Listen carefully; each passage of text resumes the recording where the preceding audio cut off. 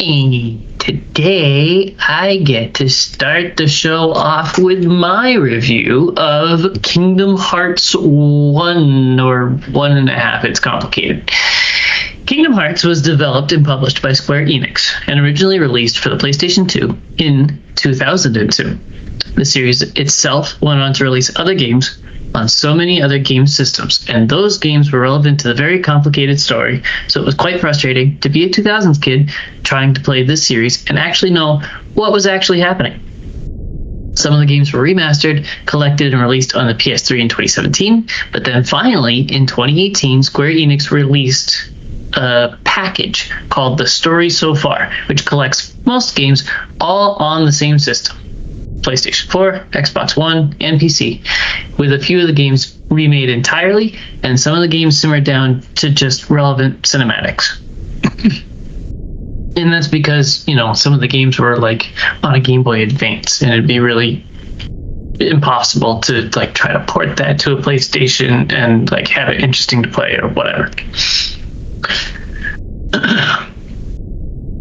For story, Kingdom Hearts at its most basic takes Final Fantasy and smooshes those action figures, or should I say anime figures, into Disney worlds with the relevant Disney characters. This one mostly uses Final Fantasy X with some sprinkles of Final Fantasy VII. Gosh. We start out with our main character, Sora, living on an island with his friends Kairi and Riku in a weird 10-year-old love triangle. Sora and Riku like Kairi and try to compete for her attention. Eventually, after some strange happenings and cryptic lore drops, the island is invaded with creatures called Heartless, and Sora is sucked away into other worlds. He meets Donald and Goofy, who are searching for their unnamed missing king. Their king told them if anything weird ever happened to stick with a guy using a key as a big-ass sword, which is oddly specific. Donald and Goofy remain as Sora's party through most of the game. Goofy usually has a shield and is fairly strong, while Donald is a wizard that dies if an enemy stares at him too long. The crew goes from world to world, leveling up, defeating Heartless, sealing keyholes found in that world, searching for their missing friends, and meeting new friends along the way. Some worlds include Wonderland, the jungle of incredible soundtracks from Tarzan, the ocean of incredible soundtracks from The Little Mermaid, and the graveyard of incredible soundtracks from A Nightmare Before Christmas. After beating a bunch of Disney villains, Sora discovers that Riku is being used by the powers of darkness to fight them, and that he's not just being an asshole. After beating him a couple of times, Sora fights Ansem, the king of his island that was just quote-unquote researching the Heartless. Sora then fights Ansem again, and then the dark version of Sora again, and then Ansem again, and then maybe one more time. The end of this game is absolutely incredible. It feels like a literal boss rush. I got to a point in the game where I thought I was almost done, and I was really excited, but it turned out I had 9 bosses left, almost in a row. That took the wind out of my sails hard. I almost put the game down simply because I didn't want to work my way through the bosses just to hit a brick wall and have to go tediously grind levels. But I pushed through. Some weird shit happens at the end of the world. King Mickey and Riku are glad for Sora's help in defeating Ansem, but they have so many more Heartless to defeat, so they lock themselves behind the giant door at the end of the world and say something cryptic like, "We'll see you in the sequel." I really liked that the different Disney worlds are kind of a retelling of a section of each movie.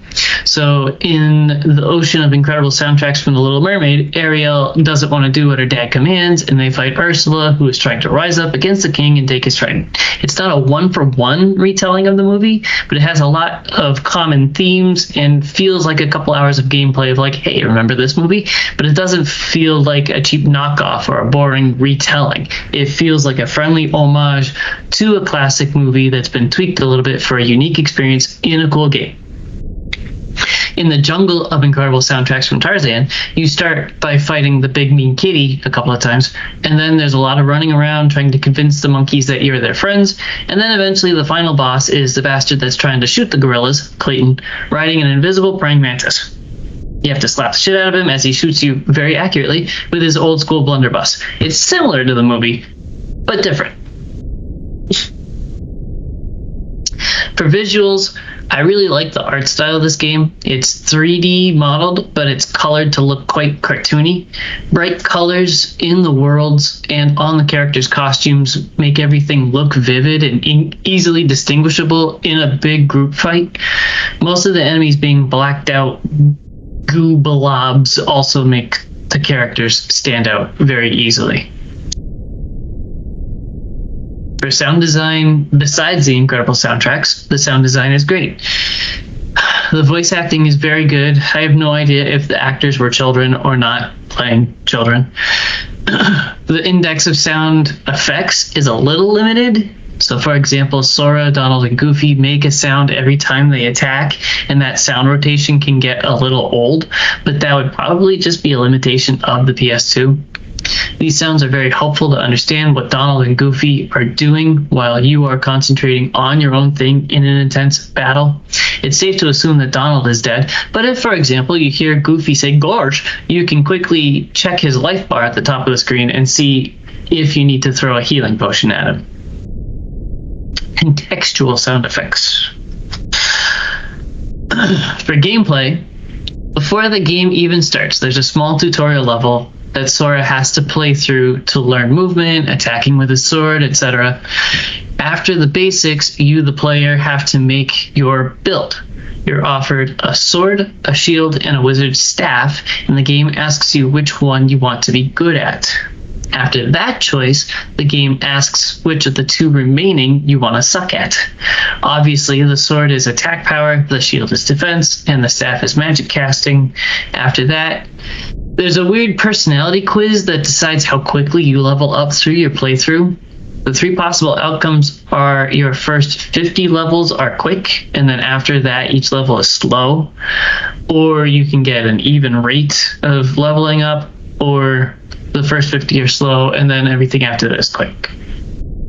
I chose the steady rate, but when I finished the game, I was in the very low 60s. So in retrospect, I probably should have chosen the first 50 to be quick, but I don't really know if it really matters. The personality quiz was a weird mask over the system. It's not intuitive at all. It's like, what is actually happening right now? It's very weird, but kind of cool and unique. Donald and Goofy share their spaceship to get from planet to planet. Each level transition requires, until late game, a mini game of flying through space, avoiding asteroids and other obstacles, as well as Heartless in their own spaceships. Somehow. The spaceships all have their own pew-pew guns attached, but the flying controls are so stiff and generally ass that these missions never felt fun. You can alter the shape and functionality of the ship, putting pieces together like a digital Lego creation, but the controls to do that in the ship editor are unintuitive and very difficult. Thankfully, near the end of the game says, all right, you've done enough of these, here's a warp drive, and we'll install it for free. So I was able to just zoom in between planets trying to clean up missions or whatever. I didn't mess with the ship editor at all. I pulled it up once and was like, nope, this doesn't make any sense. I just left it alone. There are collectibles to find through the game. There are different colored trinities, little stickers to find. They allow you to interact with the world to unlock new doors in the levels or find items. The different colors unlock as you play through the game, encouraging backtracking. There are also Dalmatians to find. After so many, 10 or 20 at a time maybe, Pongo and Perdita give you helpful items like potions as thank you gifts. There are also treasure chests to unlock with the Keyblade that hold potions and such, but also Dalmatians and also ship modules that allow you to build the ship in the Ass Spaceship Designer. I started feeling spiteful at the end of the game when I would open a treasure chest just to find I got yet another ship piece. It felt like they put a lot of ship pieces right at the back end of the game. This is a Final Fantasy style RPG, so of course you have to do all the JRPG things. As the player, you can alter character behavior settings, including item usage. By this, I mean that I could dig through menus and say Goofy attacks with his basic attack frequently, use defensive magic sometimes, and only use health potions in an emergency. I could set the frequency that he did these different actions. I think there are about 8 different behaviors I could change for Goofy and Donald. If I wanted them to have access to items, I would have to manually put each and every item in their inventories. And honestly, they would burn through everything so fast. I was having to do it for every boss fight for the last several fights of the game, for whatever fights proved to be a challenge. Sora has a small menu in combat, the same as a lot of Final Fantasies, where he can choose to attack, use a spell from a list of magic abilities, or use an item in his inventory. This menu was difficult to use because you have to use the D-pad to flick through the options in real time. The fight doesn't pause as you're using the left stick to move and not get wrecked in a fight. I hardly used items in combat. Speaking of Final Fantasy, something I didn't really like was that a system for spellcasting was changed. In my limited experience with Final Fantasy, you level up a spell simply by using it over and over again, naturally getting stronger with what you're familiar with. For example, Cure, Cura, and Curaga heal you or a party member for more HP depending on which level of the spell you cast. In this game, spells are upgraded by doing things, like beating bosses, finding the upgrade in a treasure chest, or the most egregious example, finding all 99 Dalmatians. I have a couple more quick notes to talk about in gameplay. So the A button is how you attack with your sword, or I guess choose your option in the menu in combat. B is jump. X button is the dodge roll when it's equipped. So I'm going to pause right there. You have actions and abilities in a menu that you have to find, and as you level up, you get more and more action points. So say you have 7 action points that you can use in total, and these different abilities cost differing action points depending on what it is. I think the dodge roll cost 1 to equip, but I didn't really feel like the game told me I had to find this menu to equip these action points or these abilities. And so fighting the bastard that's trying to shoot the gorillas, Clayton, I needed a dodge roll, and eventually found help online that says go to this menu and equip the dodge roll, you idiot. And I was like, oh, that would have been nice to know. There are also other abilities that attach to the Y button. So usually they were special attacks that were contextual. So after a 3-hit combo, you would press Y to do this special spear attack or whatever. I don't know. I'm trying to remember the specifics, but it was hard to trigger the Y button abilities. It would flash very quickly. I'd be like, oh yeah, that's a thing. And it would be gone by the time I actually moved my thumb to press the Y button. So I hardly used those. The Colosseum in Hercules' world is good for grinding levels. There are different cups to fight through, which are just waves of enemies, usually with different flavors and sometimes with unique characters as bosses. I didn't beat all the cups. I think I had 1 left to do out of 4 or 5. Each world has a relevant character to add to the party to replace Donald. The Jungle of Incredible soundtracks from Tarzan lets you add Tarzan, for instance. My favorite was Beast.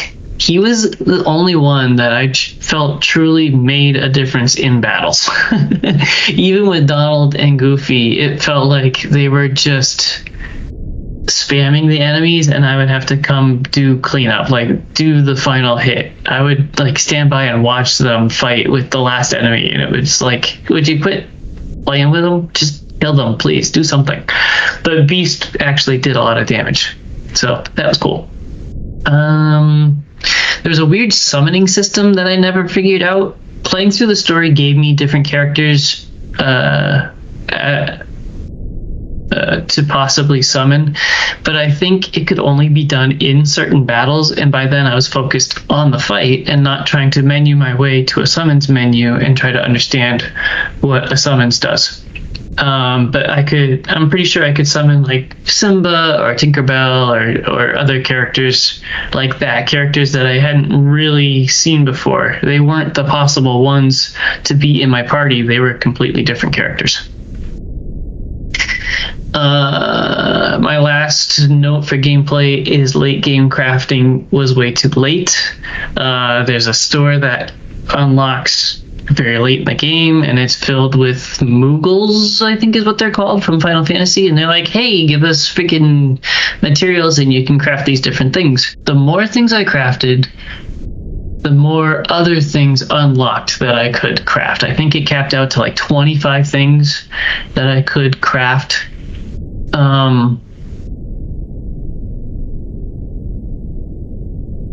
This system heavily requires backtracking and completing absolutely everything for the most part, pretty much. If, however, you do absolutely everything to get all of the materials and craft everything, you are then given the ability to craft the strongest sword in the game. I like hidden rewards like that. It feels like we don't really get a whole lot of that anymore. Secrets like that. In closing, I've dabbled with Final Fantasy games before. My first was Final Fantasy III, which I think is actually 6 because the first couple took forever to be brought to North America from Japan and the numbers got messed with really, really bad. I played that on my Vita. I've tried Final Fantasy X a couple of times. I dug Final Fantasy Remake Part 1, integrate, titles are really hard until I realized that my 60 hours of gameplay had gotten me 15% of the way through the game. I then gave up. I'm familiar with them and I'm really interested by them, but they've never gripped me. I want to call out of work for a week because I can't let the game go, but they just don't do that for me. Until this game. I hold that this is the most accessible Final Fantasy game I've witnessed so far. There were a couple of hiccups, like not really being told I had to equip a dodge roll, but this game did a bunch of things right to make itself accessible. Fighting is a simple enough concept. Push button, swing sword. I could learn the complexities of special attacks using the Y button or spell casting, but usually swinging sword and avoiding attacks did just fine.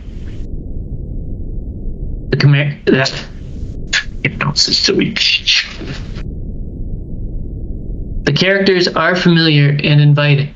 I didn't need to know any deep lore. Leveling up is automatic. I didn't have to worry about what stats to boost or having to be a certain level to equip gear. It was simplified, and it made it very, very accessible. I'm amazed at how much I enjoyed my experience. I really hope that this is my gateway drug to a whole genre of games I've kind of avoided. This game helped me to finally see the appeal to JRPGs, and I'm really excited to play more of this series.